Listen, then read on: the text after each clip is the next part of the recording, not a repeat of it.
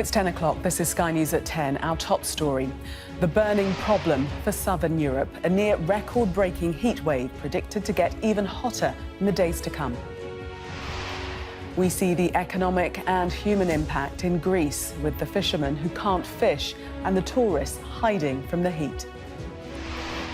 Also tonight, the former Manchester City star breaking down in tears in court after he's found not guilty of rape. Earnings by the hour. We reveal the MPs doing the most outside work beyond their parliamentary jobs. Why there may be justice tonight for the victims of America's so-called troubled teen boarding schools.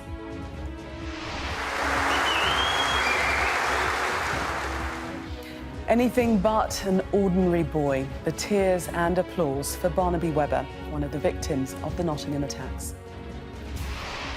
And we'll take a first look at tomorrow's front pages in our press preview from 10:30.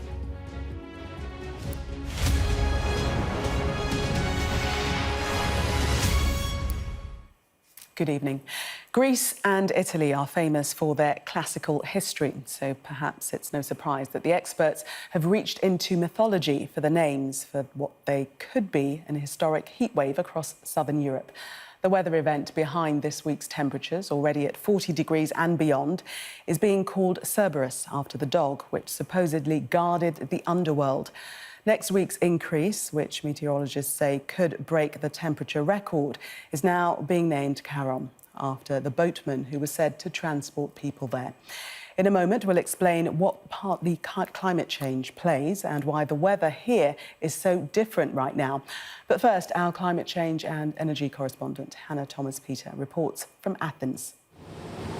Tourists heading to the ferry outside Athens, escaping a city that's so hot the Acropolis had to be temporarily closed. Everyone now heeding the warnings to be careful. We're trying to be smart and not be out during the middle of the day. Trying to stay in the shade as much as possible, so a lot of strategic walking next to walls. We take lots of breaks if we need to, go back to the hotel, shower, change clothes, lots of iced coffees. This is crew only for forest fires. Further south of the capital, firefighter Nikos Lavranos is less concerned with tourists than he is with new wildfires that are starting to burn. Okay. He and his crew haunted by the deadly blazes of 2021 that destroyed homes and forests. The climate was just of these days. Very warm, very dry, and I want to pray not to have the same situation. In Croatia, they have not been lucky. This is the aftermath of a blaze on the Dalmatian coast, a consequence of heat, wind and dry vegetation. Beyond the immediate emergency that often comes with extreme heat, there's another, arguably bigger problem, and that's the economic consequences. When it's this hot for this long, people are far less productive, and those who are usually outside can struggle to work at all. At Varkiza Marina, for example, the fishermen are suffering. People have been told to avoid the heat if they can, and it's bad for business. The fish doesn't stand at the heat. It's too late already. The people are not coming to buy the fish, and we have to leave because the heat is too much, even for us in Greece. It is a stark recognition of the impacts of climate change. Now, there are only two seasons, Dimitris Vorkos says. Just summer and winter. There is no in-between. The temperature has changed, and the change in the atmosphere is very big. A traditional way of life made harder, struggling to adapt as the heat continues to rise. Hannah Thomas-Peter, Sky News in Varkiza. Well, the heat wave overwhelming southern Europe has been brewing for many weeks. Our science correspondent Thomas Moore explains why and what the impact could be. The heat in southern Europe has been building since mid-April. Large areas are now red hot on this chart as temperatures are widely around 40 degrees. And in Sardinia and Sicily, they may even get close to the continental record of 48.8 degrees set in 2021. The heat originates in the Sahara. Here's the North African coast. And keep an eye on the dark blob of superheated air that's 10 degrees warmer than normal as it drifts north to Spain and then east towards Italy and Greece. But if the air is hot, the ground is hotter still. This is data from Europe's Copernicus satellite showing land surface temperatures earlier this week. Again, deep red represents more extreme heat. The sun-baked slopes of Mount Etna, the volcano on Sicily, were already more than 50 degrees at 11:30 in the morning. They'd be even higher in the heat of the afternoon. Ground temperatures really matter. In urban areas, they heat up houses and streets to uncomfortable or even dangerous levels. In rural areas, they raise the risk of wildfires because the vegetation dries out faster. Now, heat waves are a normal part of weather, but scientists say they're being supercharged by global warming. When we have a higher background temperature and when the oceans are warmer and the land is warmer as well, then it leads to these increases that just bring it right up and start breaking records. And those temperatures are so high that they really are inhospitable for humans. Meteorologists have named the heatwave Cerberus after the three-headed hound of hell in Greek mythology. Next week, the temperature's dialed up further with a new name of Charon to underline the threat. He was the ferryman of the dead. The high-pressure zone that brings such sweltering conditions to the Mediterranean has to be balanced by low pressure somewhere else.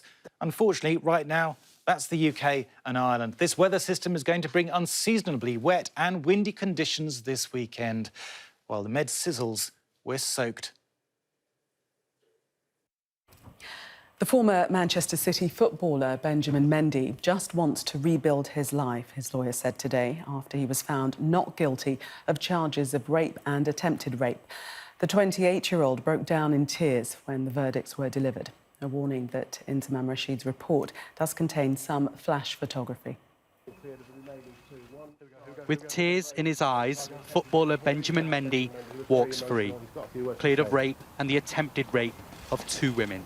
Benjamin Mendy would like to thank the members of the jury for focusing on the evidence in this trial, rather than on the rumour and innuendo that have followed this case from the outset.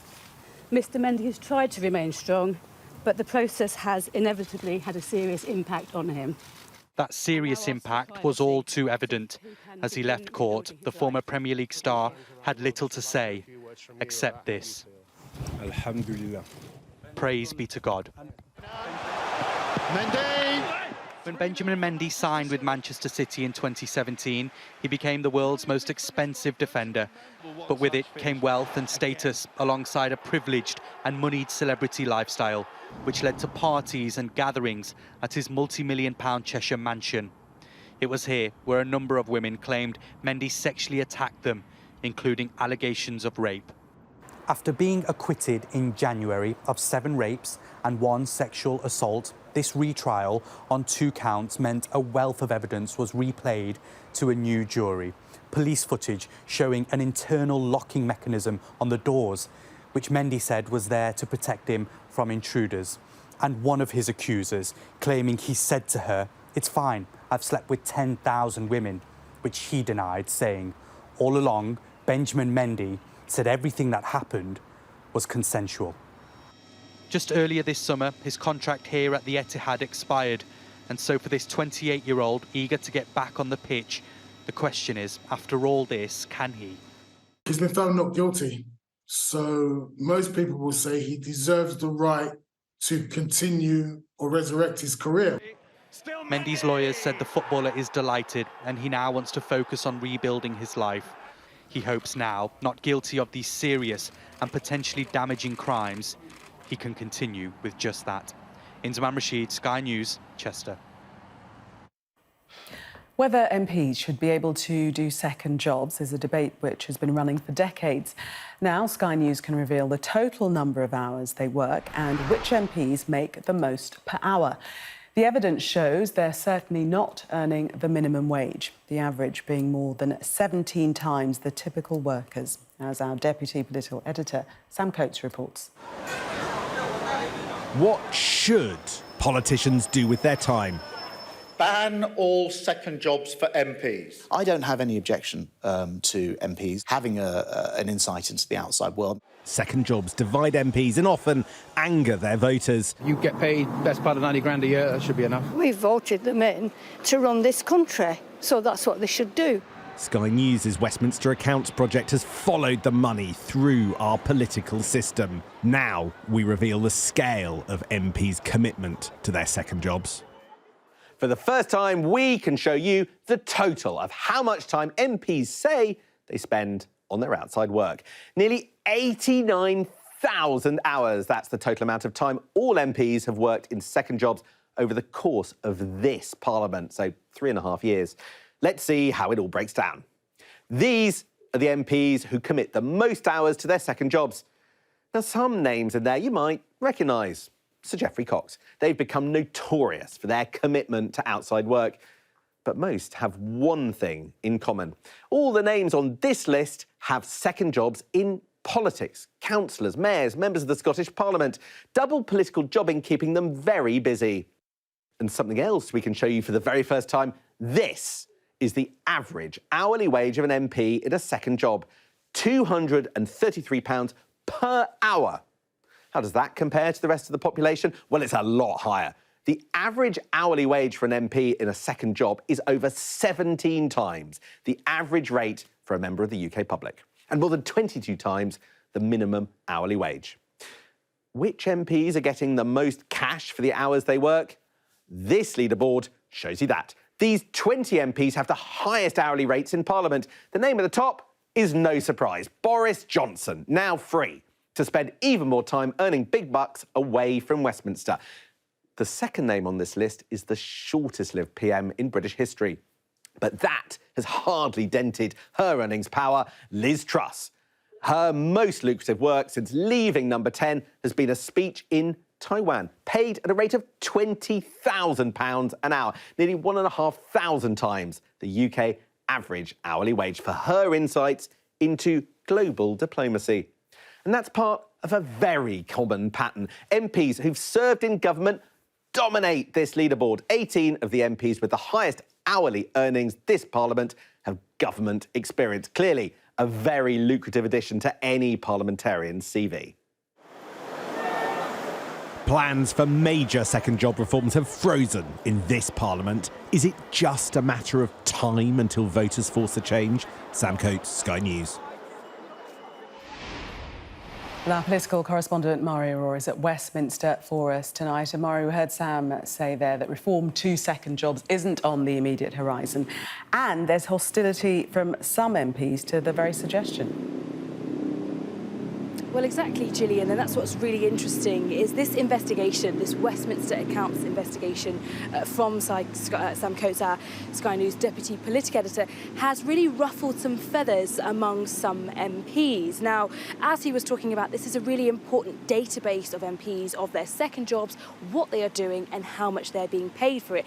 And obviously, it really does expose the amount of money some of these MPs are being paid, whilst also having to be MPs and having their own kind of main job for their constituents. Now, we know this is being driven by a very small number of hugely significant, famous, big names in politics like Boris Johnson, Liz Truss, former Prime Ministers like Theresa May, and they earn a huge amount of money on the international speaking circuit. But this reignites the debate around second jobs, and this report is all about transparency in politics. Now, earlier on today, one of my colleagues, Ali Fortescue for Sky News, asked the PM's spokesperson what he thought of the report, and he was very, very clear that he wanted MPs to be focusing on their constituents and making sure they did a fantastic job for their constituents. Now, earlier on as well on Sky News, Steve Brine, an MP who has been working at second jobs over this course of the Parliament, earned about almost £100,000 in this Parliament. He was very, very unhappy with the investigation.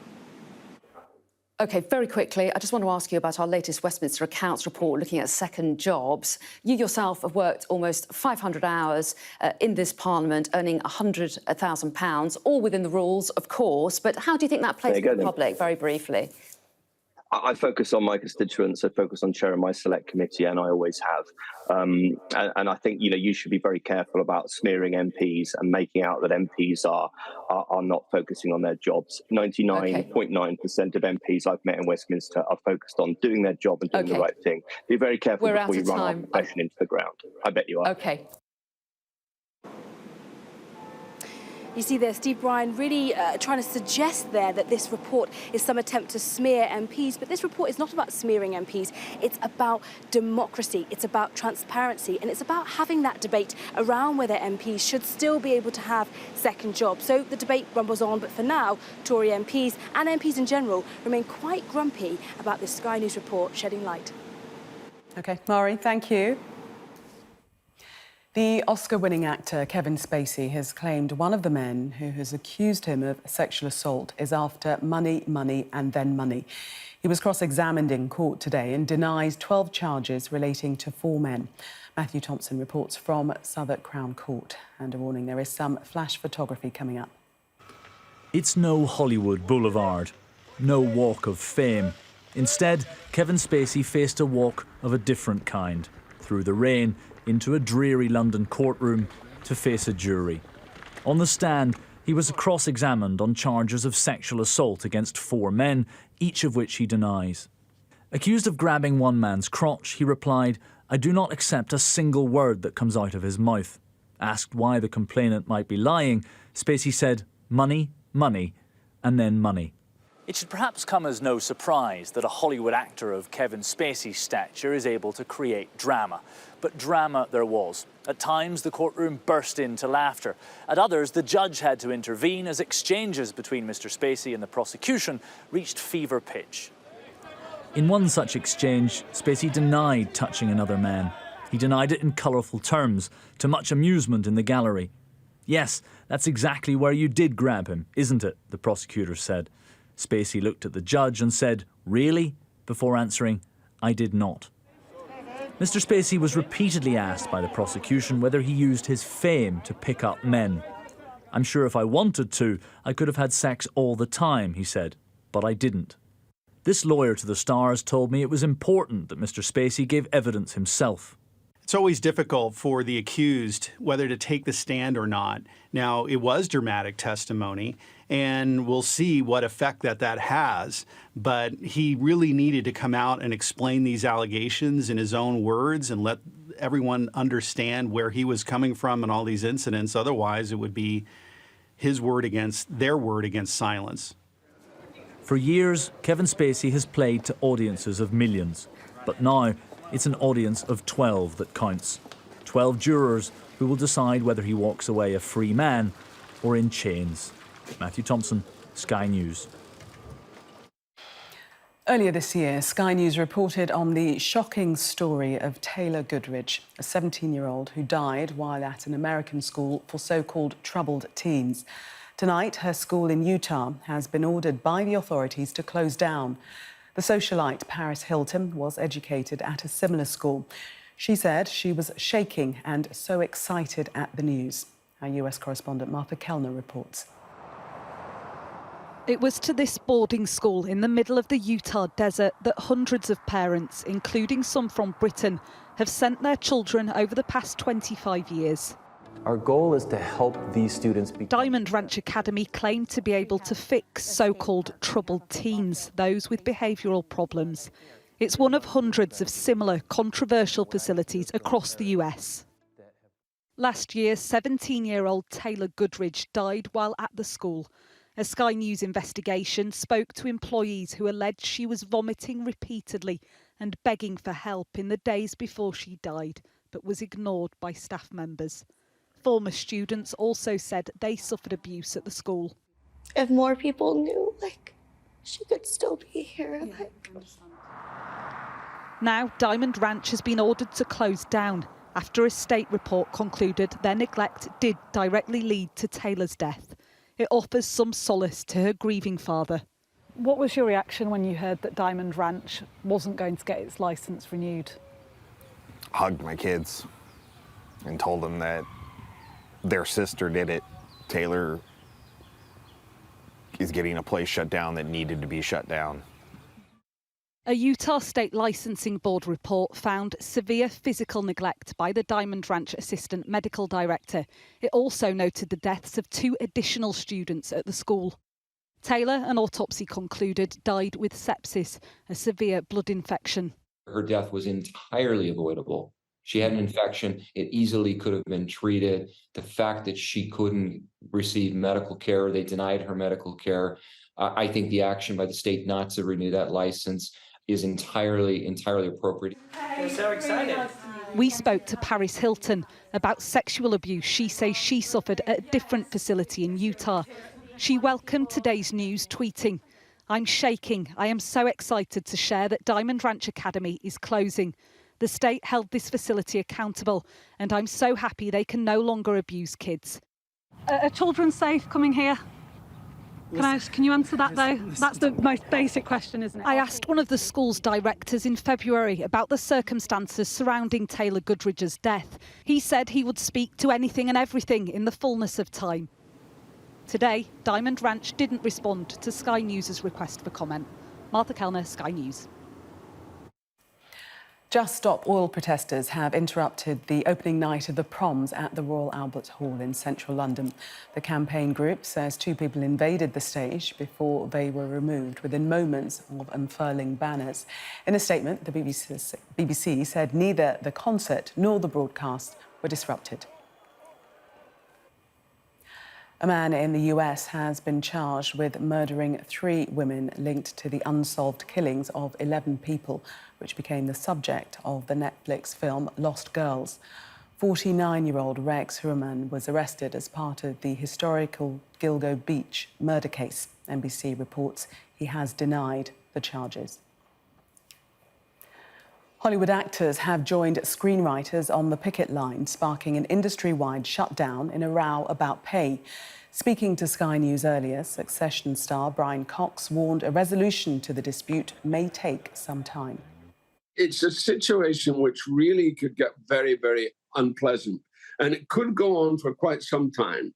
I mean, they'll take us to the brink, and we will probably have to go to the brink. So it may not be solved until really maybe not until towards the end of the year.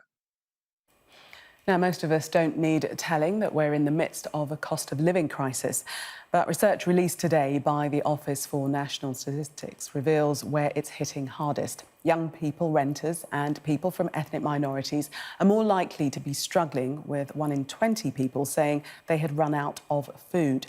Shingi Marike reports from Leeds. OK, so what sort of debts do you have then?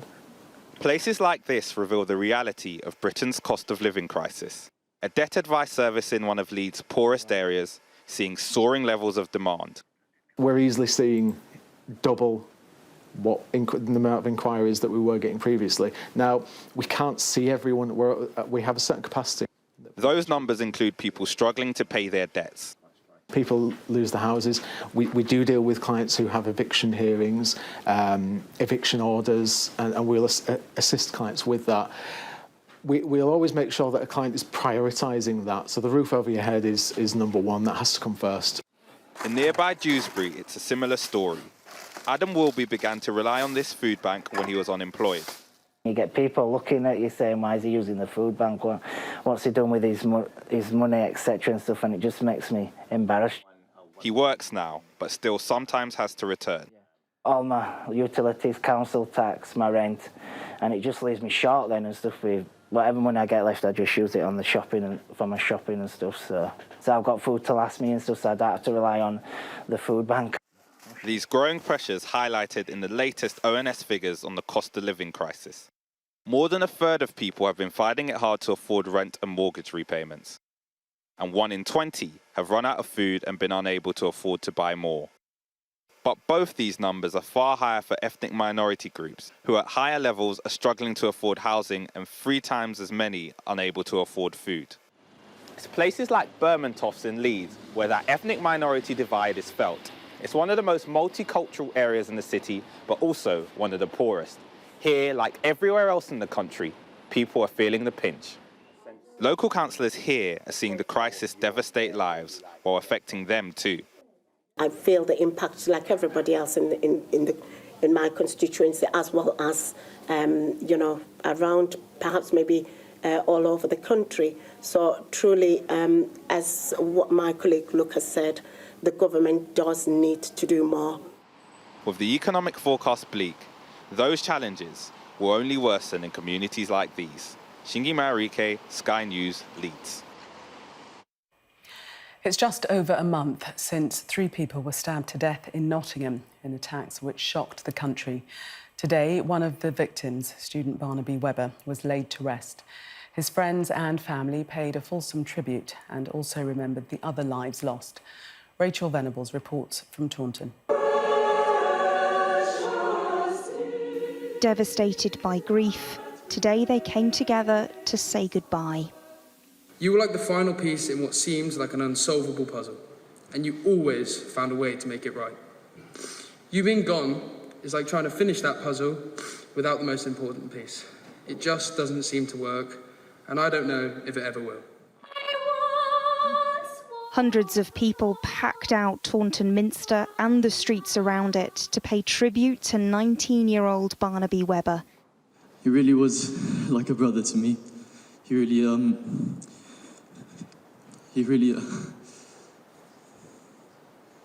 taught me everything I know. I want to remind everyone the message that he's left us with, that we need to live life to our fullest and be happy every single day and cherish every moment with the people that we love. Also at the funeral was the family of Grace O'Malley Kumar. She was killed with Barnaby as they walked home from a night out in Nottingham last month. 65-year-old school caretaker Ian Coates was also killed that night. 3 families now united in grief. Our ordinary boy was anything but that. His ordinary was in fact what made him extraordinary. We remain a family of 4. Just one of us isn't here right now. But I'd like you to join me in giving my beautiful boy 1 minute's round of applause.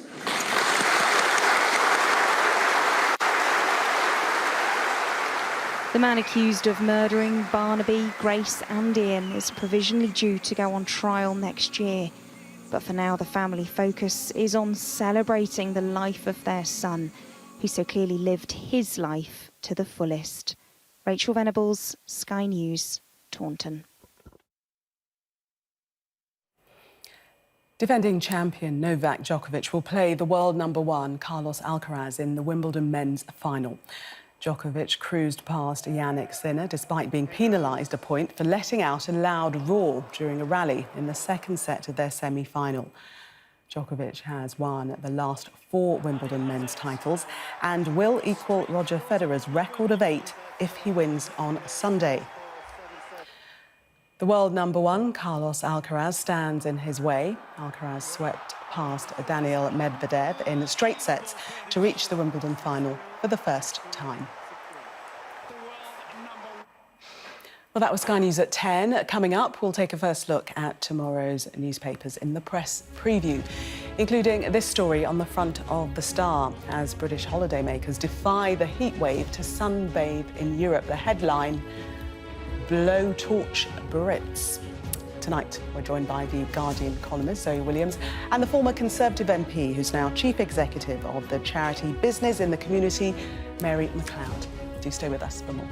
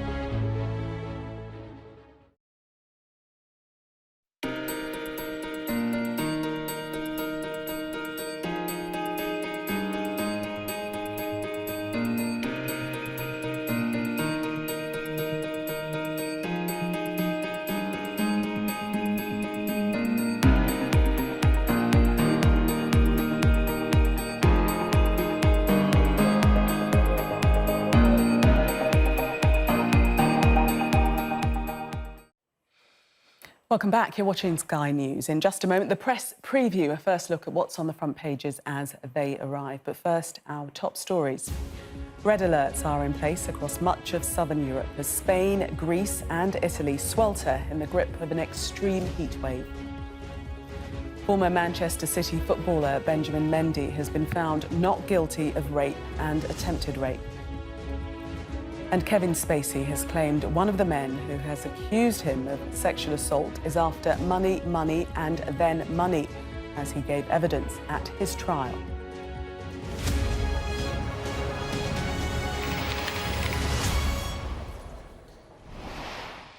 You are watching the press preview, a first look at what's on the front pages as they arrive. It's time to see what's making the headlines with the Guardian columnist Zoe Williams and the former Conservative MP, who's now Chief Executive of the charity Business in the Community, Mary McLeod. They'll be with us from now until just before midnight. So let's see what's on some of those front pages for you now. With the headline Meltdown, the Mail covers both the impending strikes at Gatwick Airport and the sweltering temperatures in Europe. The Star refers to holidaymakers travelling to the continent in the extreme heat as blowtorch Brits.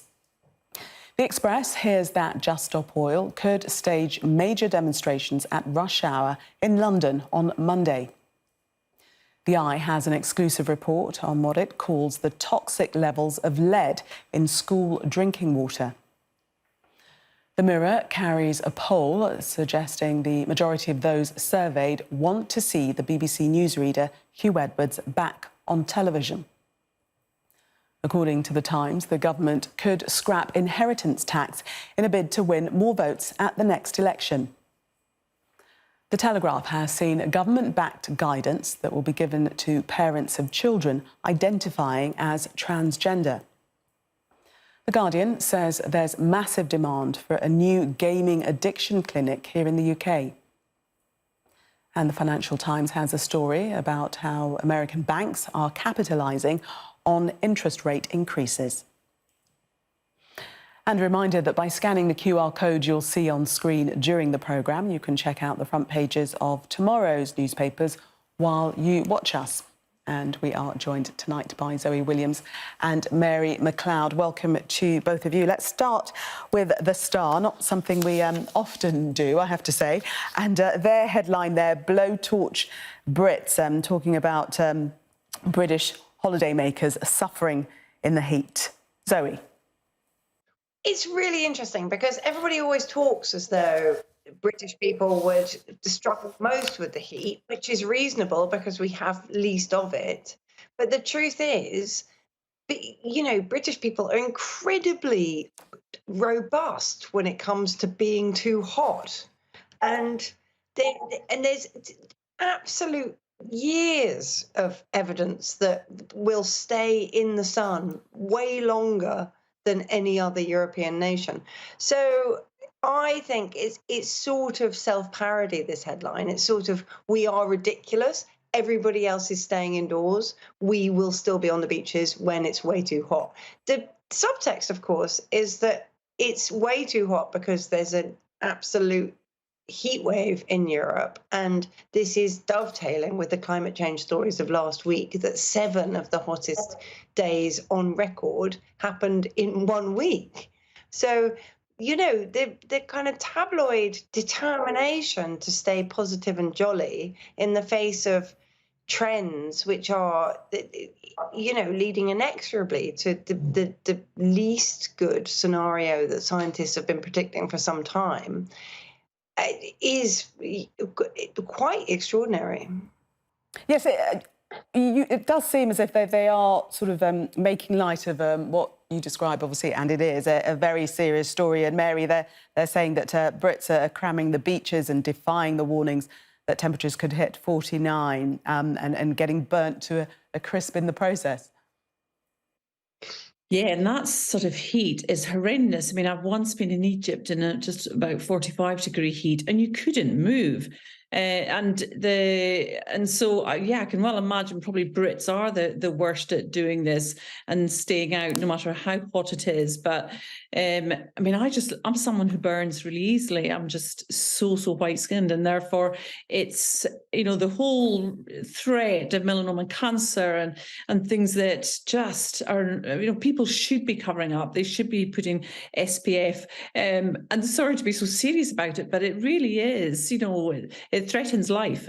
And so if people can still enjoy it, and just be sensible with it. And it's everything in a balanced way, isn't it? Where it's, cover up, wear a hat, put sunscreen on, enjoy it and have fun, but just be reasonable, drink lots of water, be hydrated. It's really the way to go, and just enjoy it sometimes in the shade, and you can still have fun. It doesn't need to be on the beach for so long, but take a break. But I'm not surprised at this headline.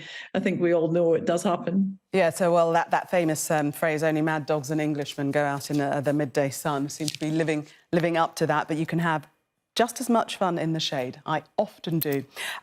Let's move on to the Mail, and they're combining the stories of the heat wave and also the impending strikes at Gatwick, which is also going to cause people lots of problems over the summer months. Zoe.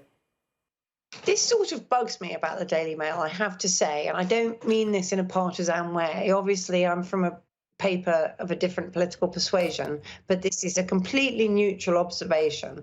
They do periodically roll together a number of negative events which completely free them from having any editorial stance on those events, right? So the Daily Mail is typically very, very anti-strikes, refuses to even engage with the idea that strikes might have a legitimate basis in pay and conditions.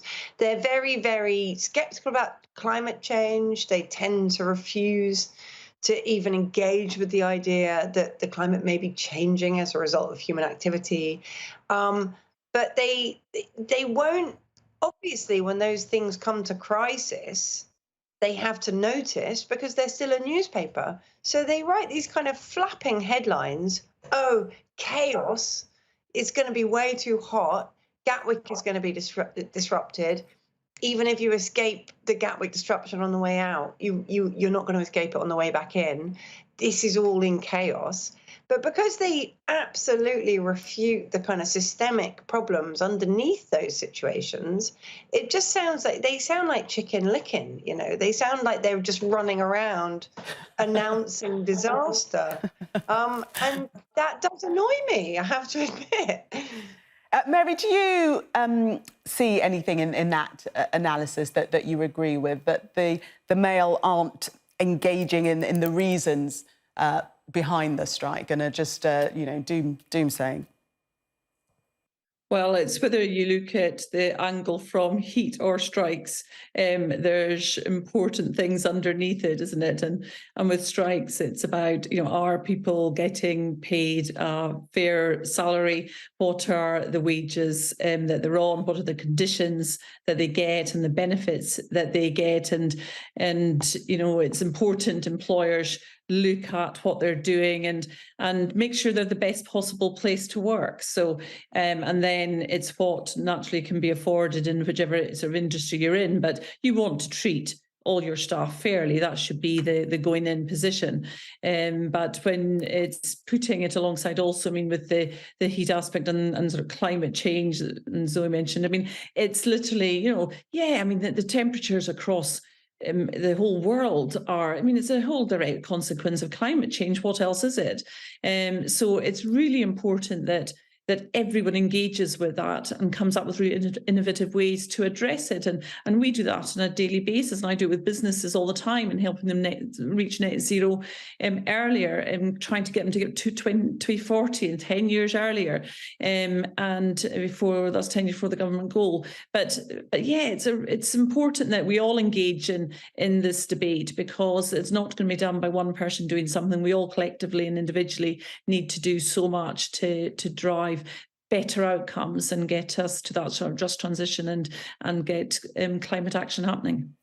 Zoe, the Times going into a bit more depth and detail about the strikes, and they speak to the unions, and we've got the Unite Union being quoted as saying inevitably disruption will be caused 2 flights, but it's a more in-depth piece. I feel like the Times is sort of, I mean, I know this would be a ridiculous thing for a newspaper to try and do, but I feel like they're trying to prepare the ground for some peace to be reached before that date of the 29th of July. You know, the dates that are proposed for these strikes are absolutely peak going away for some holidays. And if you think about how that juxtaposes against the cost of living crisis, if you had your holiday that you probably could only just afford, like completely ruined by airport chaos, that would be socially quite disruptive. And I feel like, I mean, I might be wrong, but I think a year ago, the Times wouldn't have even engaged with the union point of view. I feel like they're engaging with the union point of view in order to broker some kind of communication between the unions and the bosses, because it would be a crying shame if those strikes went ahead, the summer was ruined for tens, even hundreds of thousands of people, and they came to an agreement later anyway. That would be a real crying shame. The Times are reporting that talks over pay are due to resume next week, and they've got this rather helpful Q&A section about obviously lots of people who'll be wondering if their summer holidays will be ruined and how exactly they'll be affected, Mary. Yeah, and I'm away next week. I'm going from Heathrow, but there's often a repercussion on some of these things, and certainly if there's whether it's different countries in Europe that are more affected by this, and I really hope Gatwick therefore can resolve it, because it ends up being innocent people, families, often young ones as well, having to either have really disappointed from their holidays or having to wait long time and hours in an airport, which isn't conducive to family life, frankly. So I really hope they can resolve this. This is supposed to be a positive time of year for families can get together, friends, and just get away and have some proper family time. And so it's a real shame that this is happening right now, and I guess it's why they're doing it just right at those sort of summer holidays that are important. So yes, if they can sit down and go through and really sort something out, would be a huge incentive to people to stop worrying about it as well, because they're just going to worry about it over the next few weeks as they approach their summer holidays and are worried about the disruption that might happen because of this. So we've just got about a minute to talk about this Just Stop Oil story. Front of the Express reportedly planning massive protest on Monday to paralyse London. Well, I was quite interested in the Express's juxtaposition, right? Because they're the only paper that didn't lead on the weather chaos. So you've got basically the whole suite of the British and international media leading on a heat wave, which is making our normal way of life completely untenable. You know, you can't go on holiday, you can't go to the Acropolis, you can't have a train strike in Italy because people are fainting on the platforms. You know, all the things we used to take for granted about living normally are being capsized by the temperatures on mainland Europe. And then the Express goes proper hysterical about the disruption of Just Stop Oil. And I think they've misread the mood. I think there are times on a kind of grey September day when they might be able to get away with railing against climate change activists. But when you can see the effects all around you and the Express is going, put Just Stop Oil in prison, you know, use your new powers, they look ridiculous. Interesting analysis there. Zoe and Mary, for the moment, thank you. Coming up, we are going to be looking at various stories, including could Huw Edwards make a comeback, according to a new poll? That's what the majority of viewers want. We'll discuss that and more next.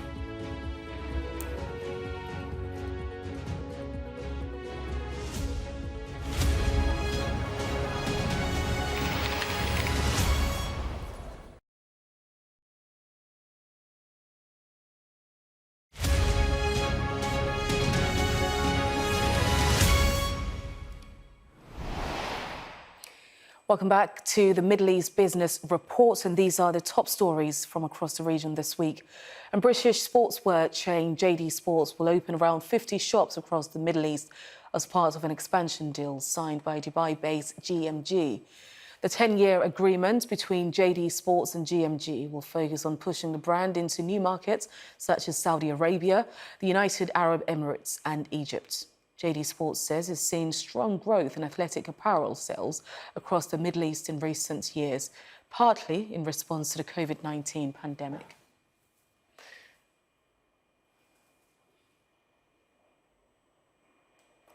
Dubai property prices are rising at their fastest rate since 2014. That's according to new data which reflects just how strong growth remains in the Gulf compared to elsewhere. In the 12 months between June last year and June this year, house prices surged 16.9%, while average rents increased by 22.8%, according to property consultancy CBRE. The city has enjoyed a strong post-pandemic rebound, attracting wealthy residents by relaxing visa rules and continuing to offer tax-free living. Turkey could reportedly attract as much as £8.2 billion in investment from Gulf nations, including Qatar and Saudi Arabia, is after President Erdogan completes his state visit to the region next week. Mr. Erdogan is expected to sign a number of significant investment deals during his trip. Two government officials have told Reuters News. Now, in the longer term, the foreign funding secured could be worth as much as £23 billion for the defence, energy and infrastructure sectors. Iraq has signed a £20 billion deal with French company Total Energies to develop 4 oil, gas and renewable projects. The agreement has been delayed for several years due to objections from Iraqi politicians.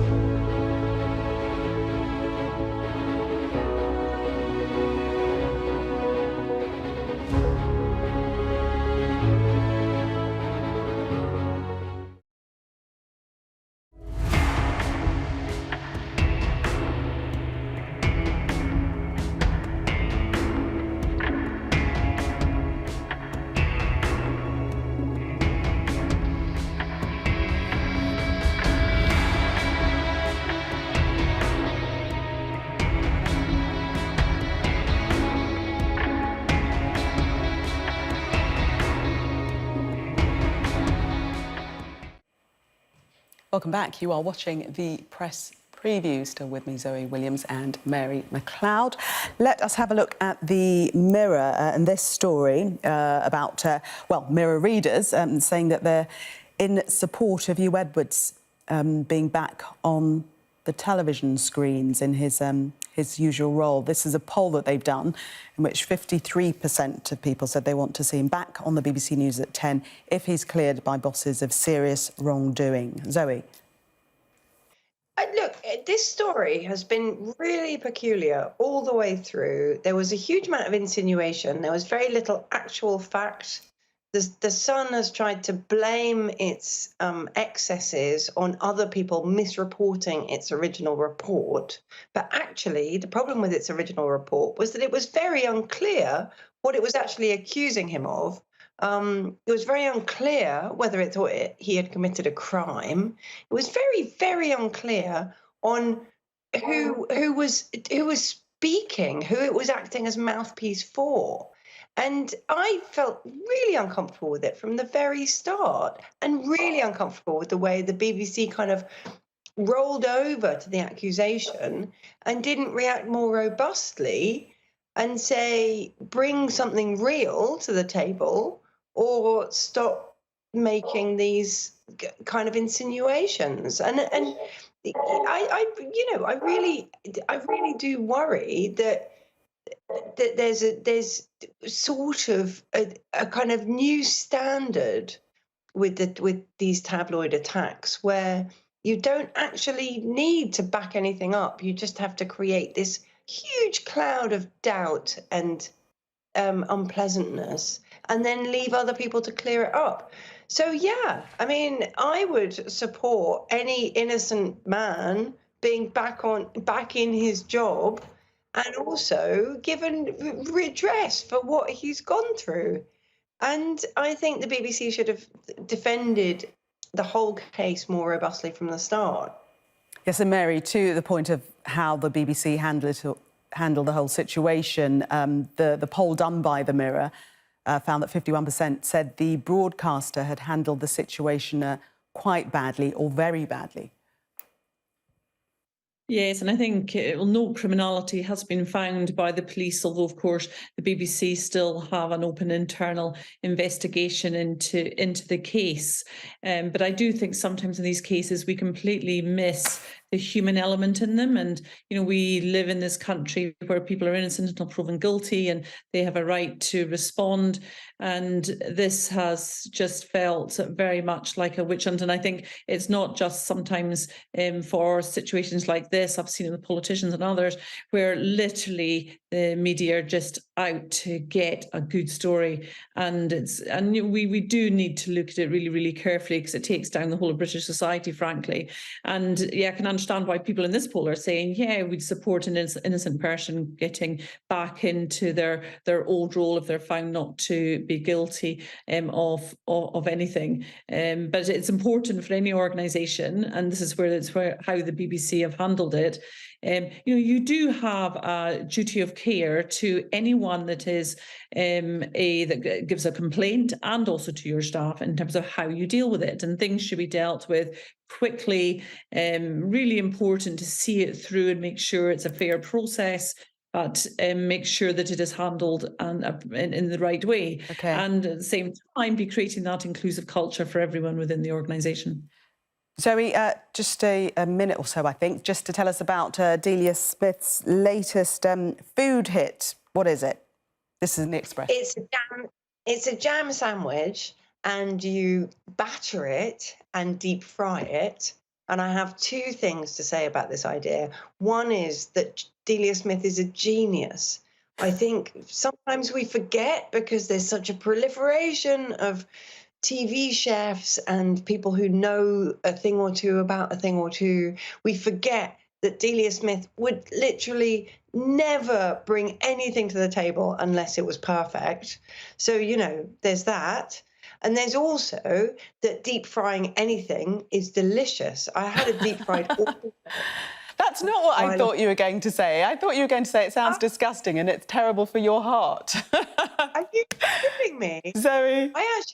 I actually went to the site of the first deep fried Mars bar. And oh my goodness. It was an experience. Zoe and Mary, thank you very much. We'll see you in the 11 o'clock hour. Thank you.